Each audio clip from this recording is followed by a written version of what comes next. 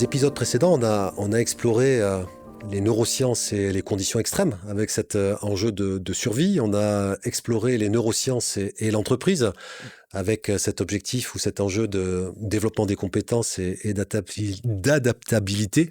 C'est un mot assez difficile pour moi.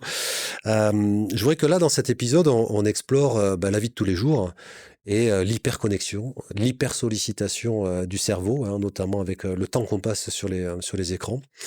Alors d'abord, j'aimerais te poser une question sur cette hypersollicitation. Est-ce que c'est une réalité ou est-ce que depuis l'évolution, finalement, on a eu affaire à des sauts technologiques et en fait, on a à chaque fois été hyper sollicité. Donc, la nouvelle vague, c'est la même que les précédentes ou est-ce que c'est plus? Alors, on est effectivement, dès le départ, dans un monde qui est rempli d'informations. Ça, c'est certain. Là, en ce moment, j'ai plein d'informations visuelles, sensorielles, auditives. Voilà, je sens mes vêtements, etc. Et tout ça, le cerveau le filtre. Donc, il passe déjà une grande partie de son temps à filtrer les informations pour garder que ce qui lui semble pertinent. Ça, c'est le fonctionnement de base. La différence, c'est qu'aujourd'hui, véritablement, je pense que dans les entreprises, c'est clair, et aussi dans la vie perso, c'est clair. Le volume d'informations, en particulier numérique, digital, il a explosé. Il ne cesse d'augmenter. C'est ce qu'on appelle l'infobésité. Donc, c'est la contraction d'information et obésité. Pourquoi ? Parce que à la fois, on reçoit de plus en plus d'informations, mais aussi on produit de plus en plus d'informations, et on partage avec un volume de personnes considérable. Donc, forcément, ça rajoute une contrainte supplémentaire sur notre système cognitif qui va être de filtrer encore plus d'informations, d'en processer encore plus d'autres, de réagir. Donc, il y a une injonction à la réaction et aussi de produire. Donc, ça devient très, très, très compliqué. On a aussi augmenté les canaux de communication. C'est-à-dire que il y a ce mythe un peu dans l'esprit de beaucoup d'entreprises qui est de se dire, on sature un canal. On a par exemple les emails qui sont saturés. On va en rajouter un autre qui va nous aider à libérer et à créer un nouvel espace de communication. Donc on rajoute les messageries instantanées, on rajoute les ERP, on rajoute les CRM, on rajoute le logiciel de notes de frais, on rajoute le logiciel de je sais pas quoi. Et ça s'accumule, ça s'accumule, ça s'accumule. La réalité, c'est qu'à chaque fois qu'on rajoute un nouveau canal, on le remplit. C'est une sorte de mécanique automatique. Voilà, on n'arrête pas de remplir d'informations. Ça, on le voit bien sur les réseaux sociaux. Chacun, on a plusieurs réseaux sociaux à la fois. Et puis on nous invite sur un nouveau réseau social. Et c'est pareil, il est rempli et il attire notre attention. Ouais. Et voilà, tous ces réseaux, si on prend l'aspect perso, par exemple, les réseaux sociaux, leur objectif, c'est de capter notre attention. Donc, pour vendre leur spot de publicité, c'est le modèle économique. Donc, ils vont tous rivaliser d'ingéniosité pour essayer de capter notre attention. Dès qu'il y en a un qui trouve une nouvelle technique, le bouton like, le scroll infini, etc., les autres vont le copier. Ouais. Donc, on est dans une sorte de lutte en permanence pour notre attention. Donc là, on est surchargé, littéralement, d'informations. Et alors, la question, tu parlais d'infobésité, mais est-ce que notre cerveau, aujourd'hui, est en capacité de traiter toutes ces informations? Eh bien, le problème, il est là, c'est qu'effectivement, il sait traiter l'information, il sait filtrer, ça, il le fait au quotidien. Mais là, maintenant, le volume d'informations est tel, et surtout, il y a cette sorte d'injonction à devoir la percevoir dans son intégralité. Or, c'est impossible. C'est impossible de capter tous les échanges qui vont être faits sur un réseau social ou de capter tous les échanges qui vont être faits sur un réseau professionnel. C'est impossible. Donc, on se retrouve avec cette injonction paradoxale, on pourrait dire contradictoire, entre ce sentiment qu'on a de devoir capter toute cette information et l'incapacité physique de pouvoir la capter. Donc, c'est ça qui génère des problèmes. Et en plus, ça prend un temps considérable, parce qu'on voit que le temps qu'on passe connecté, il augmente. Et on est en moyenne, alors en France, on est aux alentours de 7-8 heures. On voit que ça augmente. Ça dépend des âges, ça dépend des professions. Par jour ? Ouais, oui. Non. Et si, mais ça varie d'un pays à l'autre. En Philippines, on est à 12-13 heures. Au Japon, on est à 4-5 heures, étonnamment. Alors, on voit que c'est très variable d'un pays à l'autre. C'est devant les écrans, donc là, tu mets les écrans aussi au c'est travail. Connecté. C'est connecté. Quand je suis connecté pour le travail, tu comptes ça dans les... Alors, ça dépend des études. Okay. Voilà, donc c'est un peu variable. C'est pour ça que les chiffres, c'est pas finalement l'élément le plus important. Ce qui était le plus préoccupant, c'est que cette durée, elle augmentait d'année en année. Okay. Là, on voit que ça a tendance à se stabiliser. mais malgré tout... Est-ce que peut-être on n'a plus de temps disponible, on n'a plus de temps de cerveau exactement non plus. C'est ça qui se passe. Je pense que là, on a atteint un peu la saturation. Ouais. Donc, on voit une sorte de plateau. Ce qu'on voit, c'est une augmentation du multitâche. Okay. C'est-à-dire que maintenant, on est sur plusieurs écrans en parallèle. On va regarder un film en même temps, on va regarder les réseaux sociaux. On va être en réunion, en même temps, on va regarder ses emails. Qu'en fait, on augmente la dispersion de notre attention. Ouais. Ce qui, ça, est un autre problème aussi. Alors juste, Thibaut, tu viens de parler de multitâche. Ouais. Est-ce que le cerveau est multitâche, en fait ? Le cerveau, il y a certaines choses qu'il peut faire en parallèle. Quand c'est automatisé, par exemple, je peux faire du vélo en même temps chercher mon chemin. Donc là, il n'y a pas de problème. Je peux aussi flotter en prenant ma douche. Voilà. Ça, c'est 2 actions qu'on peut faire en parallèle. En ce qui concerne l'attention, la concentration, ça, c'est une seule chose à la fois. Et c'est là où est le problème. Parce que quand on va essayer d'être attentif à 2 choses à la fois, eh bien, notre cerveau, il va essayer de le faire, malgré tout, mais il va le faire mal. Okay. Et puis, ça va entraîner de la fatigue, des erreurs, ça va prendre plus de temps. Et donc, quand on fait ça tout au long de la journée, forcément, ça pose des problèmes. Ouais. Alors, justement, sur cette hypersollicitation, c'est quoi les conséquences pour notre cerveau, puisque tu as cité 5 heures, 8 heures, tu as expliqué qu'on ne pouvait pas traiter toutes ces informations de façon qualitative. Du coup, c'est quoi les conséquences pour le fonctionnement du cerveau là ? La première conséquence, qui est même plus large que le cerveau lui-même, c'est la perte de temps. Okay. Parce qu'on oui, voilà. Ça, c'est quand même... C'est mieux en montagne, voilà, c'est sûr. C'est une perte de temps considérable et tout le monde me dit qu'il manque de temps. Et en fait, on voit qu'il suffit de couper certains réseaux sociaux ou certaines activités. Là, on gagne un temps considérable. Première chose. Après, ça crée de la fatigue. Voilà, ça, c'est vraiment ce que je note le plus. C'est une sorte d'épuisement qui est généré par pousser notre cerveau à essayer de traiter, capter, filtrer. Et ça, ça le fatigue. Et à la fin de la journée, qui dit fatigue, dit augmentation des erreurs, dit perte de motivation, dit augmentation des risques de burn-out, etc. Donc ça, voilà, c'est pas bon. Et puis ensuite, il y a un autre élément qui est quel est le contenu qu'on va voir. Parce qu'évidemment, tout ce que je dis là, il n'y a aucun problème si ce qu'on regarde, c'est des contenus hyper intéressants qui vont nous améliorer, qui vont nous permettre d'apprendre la musique, qui vont nous... Si on passe notre journée sur... la culture, la connaissance historique, etc. C'est ça. Ouais. Moi, je connais très peu de gens qui passent leur journée sur TikTok à regarder de la mécanique quantique. Ouais. Mais s'il y en a, très bien pour eux. Malheureusement, c'est pas souvent le cas. Ouais. Si c'était ça, on n'aurait pas tous ces problèmes. Mais le problème, c'est que voilà, la question, c'est qu'est-ce qu'on va avoir comme contenu. Et là, maintenant, c'est assez clair que ces contenus, ils ont un impact sur notre santé mentale. Il y a tout un tas de choses.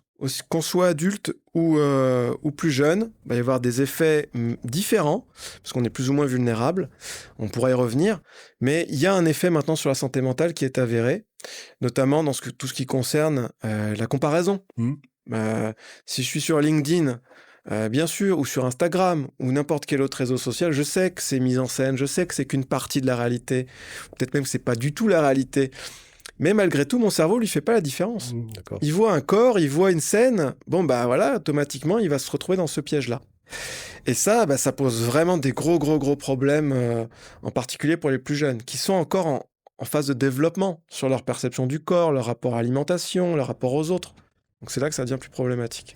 Alors justement, Thibaut, par rapport à... Est-ce qu'il y a une différence entre les enfants et les adultes ?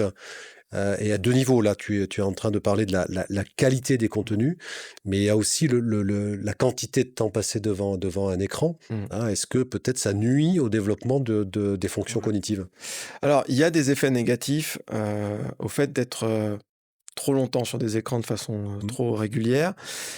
Pendant longtemps, c'était encore un débat, parce qu'on voyait des corrélations. On voyait plus je passe de temps sur Internet, plus je passe de temps sur les réseaux sociaux, et en parallèle, on voyait une augmentation des niveaux d'anxiété, des niveaux de stress, des diminutions de l'estime de soi, des choses comme ça. Mais on voyait que des corrélations. Donc on ne savait pas dans quel sens ça allait. Est-ce que c'est parce que je me sens déprimé que je vais plus sur les réseaux sociaux, ou c'est parce que je vais sur les réseaux sociaux que je me sens plus déprimé. Okay. Donc il y avait ce débat.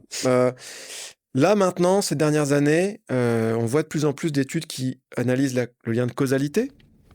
Et puis, ça prend des proportions telles que maintenant, des pouvoirs publics, notamment aux États-Unis, avec des rapports de l'administration de la santé publique, en France, avec un rapport de la commission sur les écrans, là, il y a quelques mois, à l'échelle européenne, à l'échelle mondiale, maintenant, il y a l'OMS aussi qui a sorti un rapport il y a quelques jours là-dessus.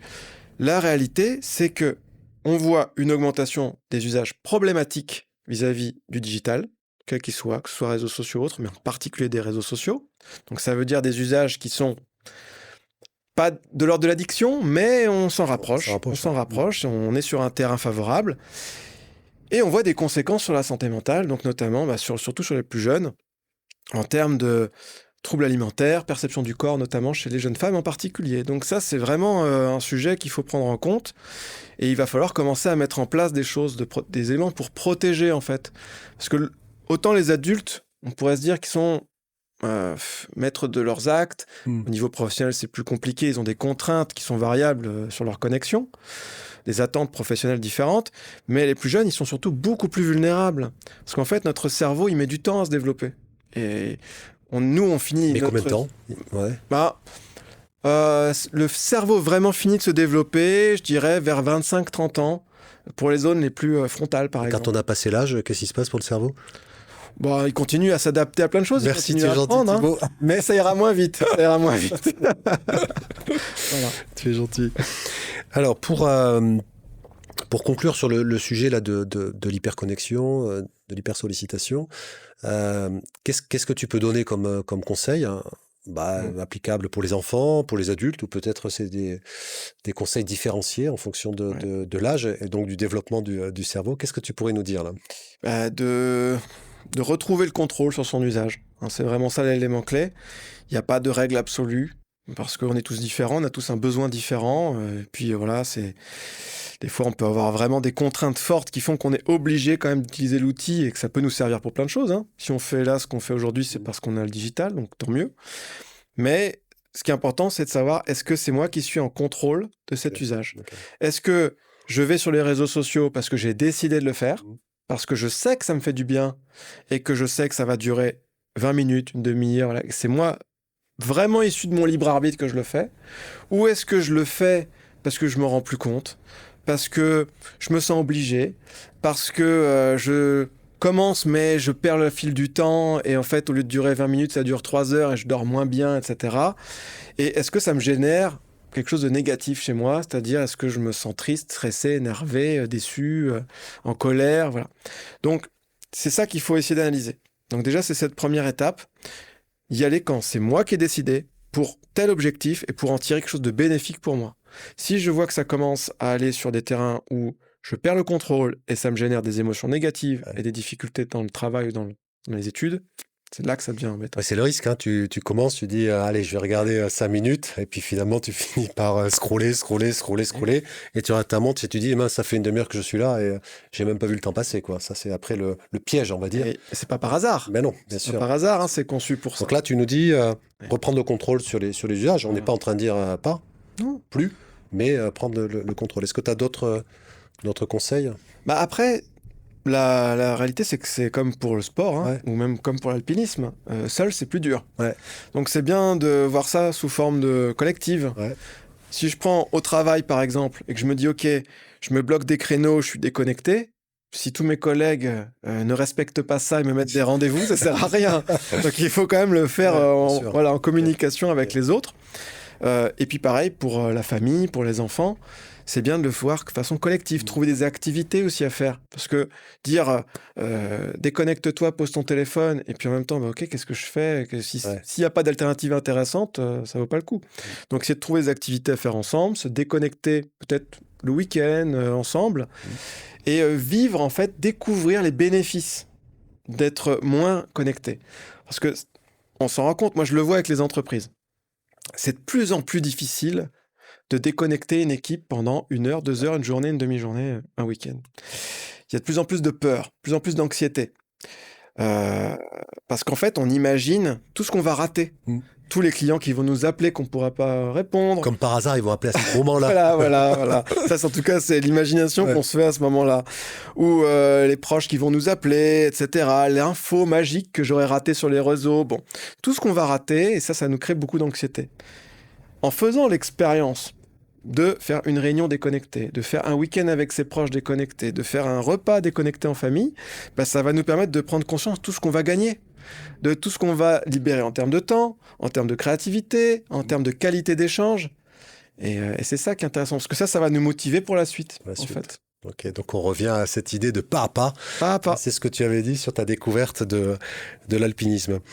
Donc je retiens le contrôle, en tout cas voilà l'usage raisonné en contrôle. Hein, et puis après, effectivement, revenir sur des activités qui permettent d'explorer d'autres façons de faire, hein, et des relations différentes donc avec notre entourage. Merci Thibaut pour ces 4 épisodes. Hein, Merci, très, Jérôme. très éclairant. On a démarré sur le Mont Blanc, on a expérimenté ensemble les neurosciences et les environnements extrêmes, les neurosciences et l'entreprise. Et puis là, la vie de tous les jours avec l'hyperconnexion. Je peux pas te laisser sans rappeler les 3 livres que tu as écrits, hein, et peut-être il y en a un 4e en cours, je ne sais pas encore. Donc le cerveau, hein, ça c'était aux éditions Mango en 2018. Tu as fait Détox Digital, donc je suppose que tu viens sur les enseignements, en tout cas les pistes que tu viens d'évoquer, et concentration et mémoire au top. Donc voilà, trois livres où on peut aller plus loin sur tous les thèmes que tu as abordés. Je te remercie beaucoup Thibaut et j'espère faire une nouvelle expédition avec toi, hein, donc pour continuer à explorer tous ces domaines des neurosciences et de l'adaptation. Merci à toi Thibaut. Merci Jérôme.